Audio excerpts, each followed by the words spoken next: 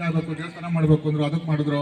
ಹಾಗೆ ಈ ಹಿಂದೆ ಹಲವಾರು ಕಾರ್ಯಕ್ರಮಕ್ಕೆ ಬಂದು ನೀವು ಕೇಳಿದ ಸವಲತ್ತುಗಳನ್ನೆಲ್ಲ ಎಲ್ಲ ಒದಗಿಸುತ್ತೆ. ಈಗಲೂ ಸಹ ಸುಮಾರು 45 ಲಕ್ಷದ ಕಾಮಗಾರಿಯನ್ನು ಈ ಒಂದು ಗ್ರಾಮಕ್ಕೆ ತಂದಿದ್ದಾರೆ.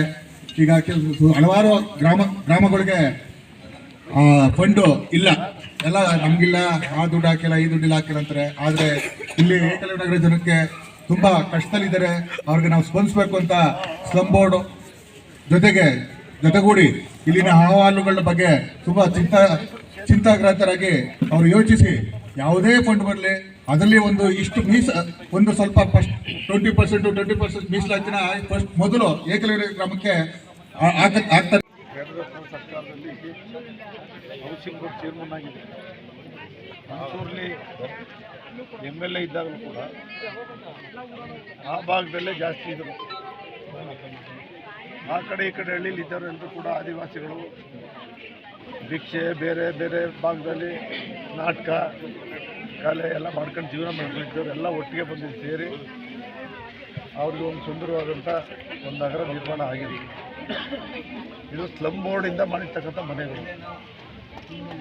ಸ್ಲಮ್ ಬೋರ್ಡಿಂದ ಮೇಂಟೆನೆನ್ಸ್ ಮಾಡ್ತಾ ಇಲ್ಲ. ಆ ಕಾರಣದಿಂದ UGD ಸಮಸ್ಯೆ ಮತ್ತು ನೈರ್ಮಲ್ಯ ಸಮಸ್ಯೆ ಸಾಕಷ್ಟು ಇದೆ. ಅವೆಲ್ಲವೂ ಕೂಡ ಮಾಡಲಿಕ್ಕೆ ನಾನು ಅಸೆಂಬ್ಲಿಯಲ್ಲೂ ಕೂಡ ವಿಧಾನಸಭೆಯಲ್ಲೂ ಕೂಡ ಚರ್ಚೆ ಮಾಡಿದ್ದೀನಿ. ಸಂಬಂಧಪಟ್ಟ ಮಂತ್ರಿಗಳಿಗೂ ಮಾತಾಡಿದ್ದೀನಿ, ಅಧಿಕಾರಿಗಳಿಗೂ ಮಾತಾಡಿದ್ದೀನಿ. ಭಾಳ ದಿವಸದ ಅನ್ಎಂಪ್ಲಾಯ್ಡ್ ಆಗಿದ್ದಾರೆ. ಅವ್ರನ್ನ ಸರ್ವೆ ಮಾಡಿಸಿದ್ದೀನಿ. ಅವ್ರಿಗೆಲ್ಲರೂ ಕೂಡ ಹಕ್ಕುಪತ್ರ ಕೊಡಬೇಕು, ವಿದ್ಯುತ್ ಶಕ್ತಿ ಲೈಟ್ ಕೊಡಬೇಕು, ಮಕ್ಕಳು ವಿದ್ಯಾಭ್ಯಾಸಕ್ಕೆ ಅನುಕೂಲ ಮಾಡಿಕೊಡ್ಬೇಕು. ಎಲ್ಲವನ್ನು ಕೂಡ ಮಾಡ್ತಕ್ಕಂಥದ್ದಕ್ಕೆ ನಿರ್ಣಯವನ್ನು ಮಾಡಿದ್ದೀವಿ. ಕುಡಿಯೋ ನೀರು, UGD ಈ ಸಮಸ್ಯೆಗಳು ಮಾಡಬೇಕು ಅಂತೇಳಿ ನಿರ್ಣಯ ಮಾಡಿ ಇವತ್ತು ಸರ್ ಸಮಸ್ಯೆಯಾಗಿ ಉಳಿದಿದೆ ಸರ್. ಅಧಿಕಾರಿಗಳ ನಿರ್ಲಕ್ಷ್ಯನ ಅಥವಾ ಏನು ಸರ್ ಇದೆ? ಅಧಿಕಾರಿಗಳ ನಿರ್ಲಕ್ಷ್ಯ ಅಲ್ಲ, ಸರ್ಕಾರದಿಂದ ದುಡ್ಡು ಬರಬೇಕು. ಸ್ಲಮ್ ಬೋರ್ಡಿಂದ ದುಡ್ಡು ಕೂಡ ನಿಲ್ಲಿಸ್ಬಿಟ್ಟಿದೆ. ಹಾಗಾಗಿ ಈ ಸಮಸ್ಯೆ ಉದ್ಭವವಾಗಿದೆ.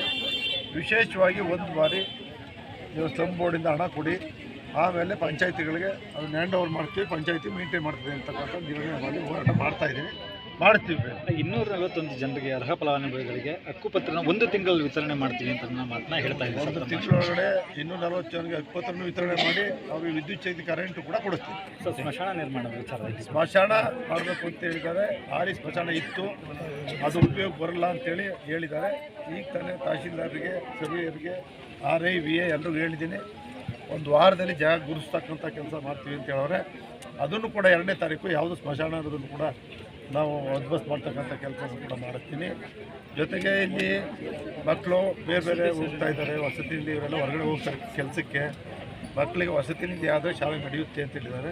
ಅದಕ್ಕೂ ಜಾಗ ಗುರುತಿಸಿ ಅಂತ ಹೇಳಿದ್ರು. ಎಲ್ಲ ಸೊ ಸಿದ್ದರಾಮಯ್ಯನವರು ಇದ್ದಂಥ ಸಂದರ್ಭದಲ್ಲಿ ನಿಮ್ಮವರ ಒಡನಾಟ ಚೆನ್ನಾಗಿತ್ತು ಸರ್, ಒಂದಷ್ಟು ಅಭಿವೃದ್ಧಿ ಕಾರ್ಯಗಳಾಗ್ತಿತ್ತು. ಈಗ ಹೊಸ CM ಆಗಿದ್ದಾರೆ, ಅವರು ಕೂಡ ನಿಮ್ಗೆ ಸಾಥ್ ಕೊಡ್ತಾರೆ ಅಂತ ಅನಿಸುತ್ತೆ ಸರ್? ನನಗೆ ಯಾರೇ CM ಆದರೂ ಕೂಡ ನನಗೊಂದು ಗೌರವ ಕೊಡ್ತಾರೆ, ಕೆಲಸ ಮಾಡಿಕೊಡ್ತಾರೆ ಅಂತಕ್ಕಂಥ ನಂಬಿಕೆ ವಿಶ್ವಾಸ ಇದೆ. DK ಶಿವಕುಮಾರ್ ಅವರಿಗೆ ಏನು ಅನಿಸುತ್ತೆ ಸರ್ ಅವ್ರ ಕಾರ್ಯವೈಖರಿನ ಮುಂದಿನ ದಿನಗಳಲ್ಲಿ? ಇನ್ನೂ ಸ್ವಲ್ಪ ದಿವಸ ಕಾದು ನೋಡೋಣ. Thank you. ಸಾಹೇಬ್ರಿಗೆ 100 ವರ್ಷ ಆಯುಷ್ಯ ಕೊಟ್ಟು ಹಿಂಗೆ ಜನ ಸೇವೆ ಮಾಡಲಿ ಅಂತ ನಿಮ್ಮೆಲ್ಲರ ಆಶೀರ್ವಾದ ಇರಲಿ ಅನ್ನೋದು ನಮ್ಮ ಆಶಯ. ಹಾಗೆ ಪುಷ್ಪ ಮಾಲೆ ಹಾಕಿ